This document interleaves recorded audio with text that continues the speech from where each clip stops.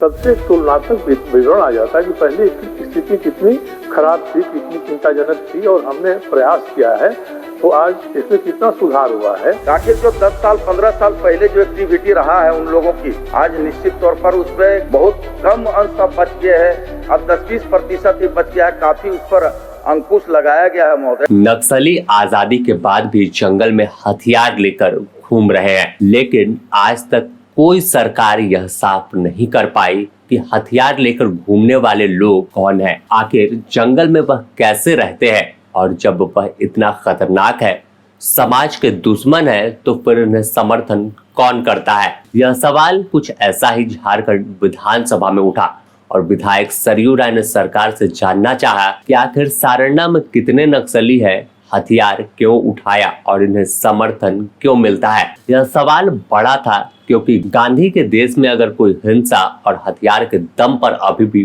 फैसला करता है तो सवाल उठना लाजमी हो जाता है। क्या इन्हें अपने हक और अधिकार छीनने का डर सताता है या फिर सिस्टम में इनके लिए कोई जगह नहीं थी जिस वजह से यह नक्सली बन जाते हैं, जबकि उन्हें मालूम होता है कि वह किसी न किसी दिन पुलिस मुठभेड़ में मारे जाएंगे, उनका अंत दर्दनाक होगा। इसके बावजूद नक्सली क्यों बनते हैं? ऐसा यह बड़ा सवाल था सरयू राय का कि आखिर समर्थन कौन देता है, कितने नक्सली बचे और सारंडा में ही नक्सली कितने बचे हैं। दावा किया गया कि नक्सलियों का खात्मा हो गया, लेकिन फिलहाल आंकड़ा क्या है? सवाल बेहद बड़ा है, लेकिन सरकार के पास इसका ठोस जवाब नहीं मिला, जिससे विधायक सदन में नाराज भी दिखे। दूसरा महोदय की मैंने पूछा है, अपनी तरफ से मैंने कयास लगाया कि उद्देश्य हो सकता है इनका, मगर सरकार के उत्तर में कोई जिक्र नहीं है कि आखिर सारंडा क्षेत्र में नस्ली गतिविधियों के बढ़ने का कारण क्या है, उद्देश्य क्या है इसका, क्यों पनपे हैं वहाँ और उनको उनके समर्थन का आधार वहाँ क्या है। क्या वहाँ जो खनन गतिविधियाँ चल रही हैं या वहाँ गरीबी है, बेरोजगारी है, क्या कारण है, ये महोदय उत्तर में नहीं बताया गया है। और ये कहा गया है कि हमने बहुत सफलता प्राप्त की है और ये कह रहे हैं कि 20 साल पहले केंद्र सरकार के पुलिस बल और राज्य के पुलिस बल ने अभियान शुरू किया था महोदय। तो जब तक ये तुलनात्मक विवरण नहीं देंगे कि कौन सी ऐसी परिस्थिति थी जब एक सघन अभियान केंद्र राज्य मिलकर चलाने की नौबत आई, तो उस समय की स्थिति जब बताएंगे तभी तो आज जो स्थिति है उससे तुलना करके हम लोग निष्कर्ष पर पहुंच सकते हैं महोदय कि सफलता क्या प्राप्त किया इन्होंने महोदय। दूसरा महोदय कि वहाँ आईडी विस्फोट में जवान पुलिस के अफसर मारे जा रहे हैं, तो एक बार आईडी कितना लगा है, किस क्षेत्र में कहाँ लगा है, उसका एक बार में सरकार सघन रूप से सर्वेक्षण करना चाहती है ताकि आगे ऐसी परिस्थिति नहीं पैदा हो महोदय। और 20 साल में सारंडा के में विकास जो हुआ है उस विकास की स्थिति क्या है, ये सारे उत्तर में आप जान लेते हैं। लेकिन मंत्री जी का जवाब अपने आप में चौंकाने वाला था। कोई भी सुनेगा तो यही बोलेगा कि मंत्री जी ऐसा बयान कैसे दे सकते हैं, वह भी विधानसभा में। मंत्री जी मानते हैं कि सारंडा में नक्सलियों की मौजूदगी के पीछे की वजह घना जंगल है। अध्यक्ष महोदय, बड़ा ही स्पष्ट उत्तर है। जो सरयू बाबू का चिंता है पूरे राज्य की जनता का चिंता है महोदय, पूरा सदन की चिंता है और चिंता उस व्यथा से हम लोग भी चिंतित है महोदय। और निरंतर जो उग्रवादी गतिविधियां है उस पर सरकार निरंतर कंट्रोल करने के लिए, अंकुश लगाने के लिए समय समय पर सघन छापामारी करती है महोदय और छापामारी के कई सफलताएं भी मिली है महोदय। लेकिन सरयू बाबू का जो दो पूरक जो उनका अभी आया है महोदय, क्यों बढ़ते हैं, क्यों अपराधियों की, उग्रवादियों की गतिविधि और उनकी संख्या क्यों बढ़ोतरी हो रही। तो महोदय अब तो सवाल है क्या वो अपने मनसूबा पर कैसे हम पूरा कर पाए।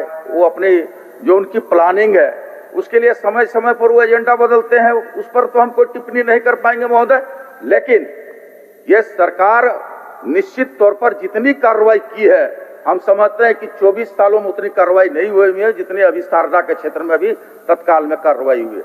दूसरा उनका जो पूरक है महोदय, संरक्षण का आधार क्या है कि सारंडा क्षेत्र में ही क्यों आखिर उग्रवादी गतिविधि बढ़ा हुआ है? तो महोदय, तो हम लोग तो उनसे मिलते जुलते नहीं है, लेकिन हम लोग एक कयास लगाते हैं, एक कयास, एक अंदाज लगा सकते हैं महोदय। एक सुरक्षित बड़ा जंगल है और उस जंगल में वो लोग को अपनी गतिविधियों चलाने के लिए एक सुरक्षित स्थान महसूस करता होगा, यही कारण हो सकता है महोदय। दूसरा क्या कारण हो सकता है महोदय? दूसरा सवाल सरयू राय ने उठाया कि नक्सलियों की मंशा क्या है, समर्थन क्यों मिलता है। इस पर मंत्री ने अजीब ही जवाब दिया। मंत्री का मानना है कि हथियार क्यों उठाया, उनकी मंशा क्या है, इसकी जानकारी नहीं है। मंत्री जी का मानना है कि उन्होंने कभी नक्सलियों से बात नहीं की, इसी वजह से इसकी जानकारी उनके पास मौजूद नहीं है।